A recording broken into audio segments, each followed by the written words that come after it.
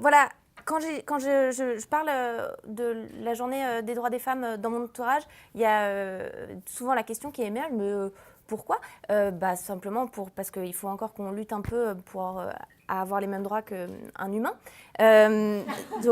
Voilà, c'est pour ça qu'il faut encore le faire un peu. Il y a une petite boutade qui revient souvent. Ah, journée des droits des femmes, c'est quand la journée des droits des hommes?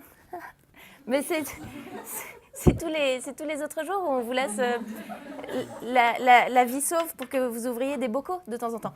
Voilà. L'idée qui est compliquée quand on se bat contre le sexisme et quand on essaie de faire comprendre à des gens qui sont pas victimes de discrimination. Alors évidemment, ça compte les femmes, mais ça compte aussi les racisés, les gens qui sont pas hétéros, les gens qui sont pas valides, etc. C'est toujours compliqué de faire réaliser aux gens en situation de pouvoir que ce qu'ils imaginent comme étant des faits, c'est des constructions culturelles. Et c'est très compliqué de faire comprendre ça aux hommes quand en fait toute l'histoire de l'humanité leur a confirmé que leur point de vue et leur subjectivité se confondaient avec les faits. C'est-à-dire que quand ils se trompent, c'est la réalité qui se modifie et non eux qui disent « Ah, oups, pardon ». Un exemple flagrant, c'est quand même Christophe Colomb qui arrive en Amérique et qui dit « Ah, c'est très beau l'Inde, bonjour, vous êtes des Indiens ». Et les Indiens qui ont dit « Non, on est, pas du tout, moi je suis Sioux par exemple, ceci c'est pas l'Inde ». Et il a dit « Non, non, non, petit Indien ». Ça c'est l'Inde. Et si j'ai bien quelques convictions dans la vie, c'est que ça c'est l'Inde. Le soleil tourne autour de la Terre et le royaume d'Espagne sera à jamais le plus riche. Voilà. C'est difficile de faire comprendre aux hommes qui se trompent, même aujourd'hui, quand on sent que la situation évolue sur différents plans. C'est difficile de faire comprendre que la subjectivité, c'est pas les faits. J'ai vu une interview récemment à la télévision suisse de Michel Leb, à qui on reproche d'avoir construit une carrière sur le racisme.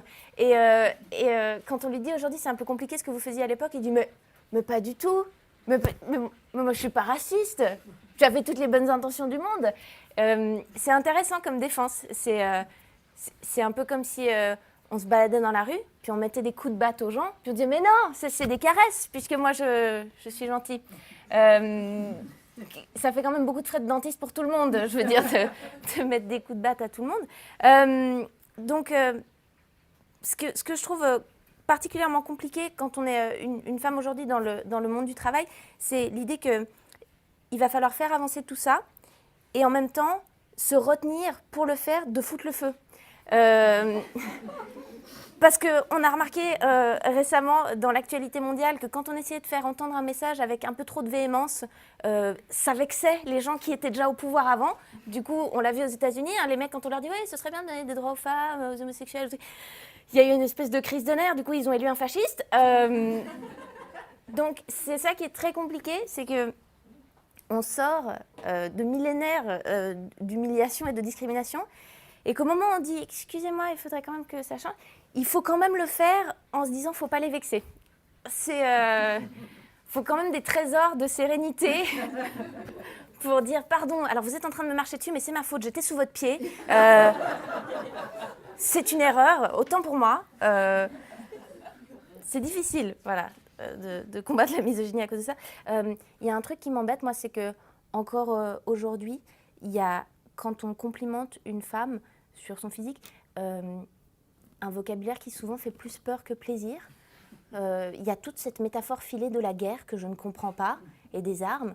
On entend des gamins, moi j'en vois souvent, puisque je suis souvent avec des gens même plus jeunes que moi, qui ont 16, 17 dans les comédie clubs, comme ça, et qui sont là, ouais, franchement, cette meuf, c'est trop un canon, c'est trop une bombe, c'est un avion de chasse, elle a des obus, c'est une division Panzer, la meuf c'est une grenade à fragmentation, la meuf c'est la louve, putain la meuf elle est bonne comme Hitler, quoi? Qu'est-ce que... Mais enfin pourquoi? Je me dis mais c'est fini la guerre des sexes, on arrête de vous faire peur comme ça devrait pas... Et en fait je pense que la racine du mal, c'est le mot bonne. Peut-être vous avez la chance de ne pas y être confronté trop souvent dans votre métier. C'est vraiment pas très joli. Et donc c'est une manière de complimenter une femme sur son physique. Alors déjà, bonne, c'est pas bonne. L'expression est tronquée. L'expression totale, c'est bonne à baiser. Ce que ça veut dire. Bon, déjà, merci, c'est gentil. Bonne à baiser, déjà, on a l'impression que c'est clairement un enfant de 8 ans qui a... Enfin, c'est pas un adulte qui parle comme ça, c'est quelqu'un clairement qui n'a jamais fait l'amour. Et franchement, cette meuf, elle est trop bonne à baiser, elle a des obus et tout. Qu'est-ce que ça veut dire baiser, Hugo? Ça veut dire quand les gens ils se frottent le ventre tout nu. Oui, c'est bien sûr, c'est ce que je pensais. Bonne, c'est vraiment pas beau et c'est là qu'on se rend compte qu'on a un peu atteint un niveau de civilisation un peu bas. La langue française est riche, on pourrait dire des choses. Les courbes de cette femme mettent des paillettes de joie dans mon pénis. Autre chose. Pas bonne. Même la sonorité, elle est triste, quoi. Ça sent bonne, bonne. On a l'impression qu'on est à 1 degré de faire un bruit. Et franchement, cette meuf, elle est trop... Franchement, ouais. C'est triste et puis en plus, c'est très dangereux parce que c'est ça qui crée les tremblements de terre au Japon. Vous ferez attention la prochaine fois si vous avez le malheur d'entendre un homme qui emploie le mot bonne. On dit franchement, cette meuf, elle est trop bonne. Juste après, il y a un petit bruit de succion. C'est le bruit de tous les vagins alentours qui se contractent. Et à force, ça déséquilibre l'axe de la Terre et ça bouge au Japon. Et ils en ont marre de changer les bibelots tous les mois. Ils veulent juste être tranquilles chez eux, avoir des petits pieds. Donc voilà, faut arrêter.